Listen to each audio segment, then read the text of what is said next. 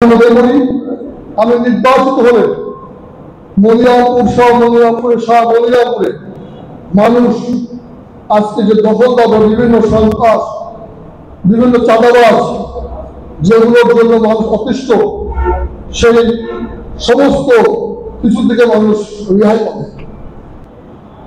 আমি মাদকের ব্যাপারে জিরো টলারেন্স করে ছাড় দেব, কারণ মাদক থেকে সমাজে যত সমস্ত অকারেন্স এবং দুর্ঘটনা অপকর্ম শুরু হয়।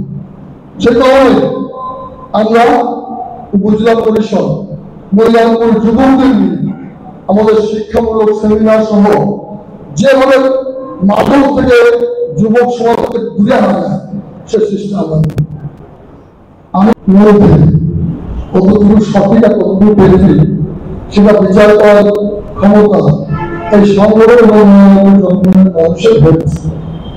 এরপর আমি বলি যদি আমরা কেউ আমার আচার আচরণে কর্মকাণ্ডে ব্যথা পেয়ে থাকে কষ্ট পেয়ে থাকে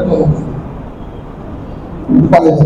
আমরা কখনো আমাদের আমরা কখনোর জন্য কোনো সন্ত্রাস বা বাধাগ্রস্ত বা কোনো কিছু এই মানসিকতা সৃষ্টি না। আমি সেই মানসিকতা নিয়েই নির্বাচন করতে আসি। আমি মনে করি প্রতিপক্ষ থাকবে, প্রতিপক্ষ আমার ভাই বাহিরের মধ্যে নির্বাচন নেই, ভোট দেওয়ার দায়িত্ব হচ্ছে জনগণের।